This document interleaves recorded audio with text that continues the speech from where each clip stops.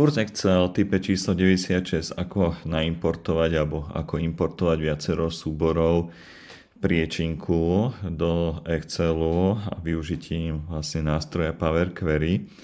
Tak predstavme si situáciu, že máme rôzne alebo súbory, ktoré obsahujú rovnaké dáta alebo stĺpce, čo v praxi nemusí byť, ale dajme tomu pre zjednodušenie si predstavme takúto situáciu. Čiže máme, dajme tomu, nejaké roky alebo nejaké časové obdobie a chceme v podstate tieto súbory naimportovať rad za radom.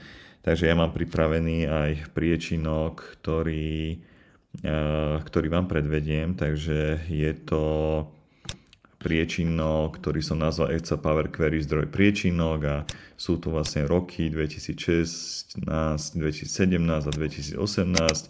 Môžeme sa aj pozrieť, že ako to vlastne vyzerá, čiže vidíme tu stĺpce.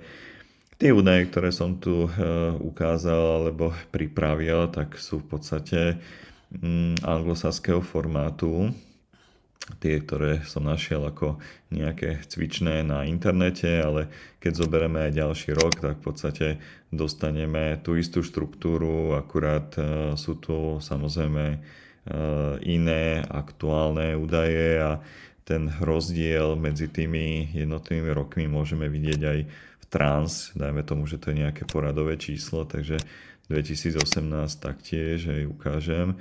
Takže máme 3 roky, ktoré chceme spojiť a chceme ich následne nejakým spôsobom spracovať. No a my môžeme tieto súbory samozrejme otvoriť aj individuálne a spojiť ich buď kopírovaním alebo Power Query importovaním konkrétneho súboru a potom ich teda zlúčiť. Ale ja vám chcem ukázať teda, ako to urobiť cez priečinok, takže v podstate prejdem v Exceli do údaje, prejdeme do získať údaje, čiže nástroj Power Query zo súboru a z priečinka.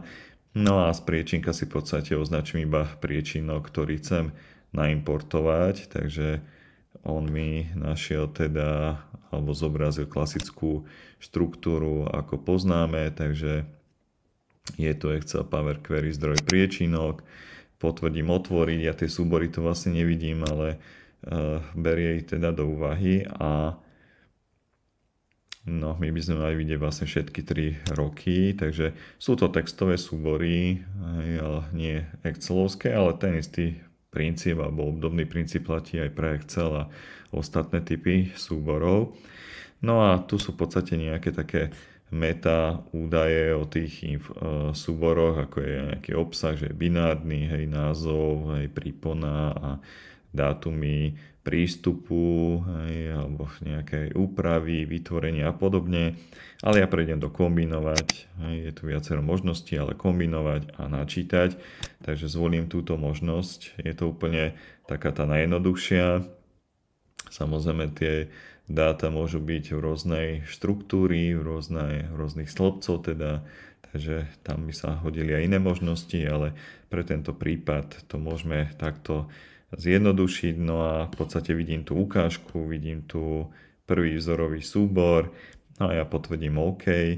Samozrejme, hej, v praxi teda by bolo dobré aj vybrať nejaký zdrojový súbor a od toho sa odvíja podľa teda nejaký vzor alebo šablóna, podľa ktorej sa tie ostatné súbory v podstate prispôsobia, čo sa týka obsahu. Ale ja zvolím teda OK a ukážem vám, čo ďalej. Takže chvíľku počkáme. No a v pravej časti vidíme dotazy a pripojenia, čiže to sú nejaké kroky, ktoré on na pozadí urobil. No a my vidíme priamo hárku, ktorý v podstate zodpoveda názvu priečinka, tak súbory 2016, aj poradové číslo. A ja keď prejdem teda dole nižšie, prípadne nakoniec takto ťahaním, tak si môžeme všimnúť, že je tam 2018 a aj ten trans poradové číslo je zodpovedajúce tej 2018.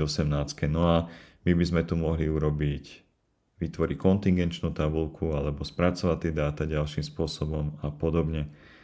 To je z mojej strany všetko. Ďakujem za pozornosť a prajem veľa úspechov z tohoto technológiou alebo nástrojom Power Query.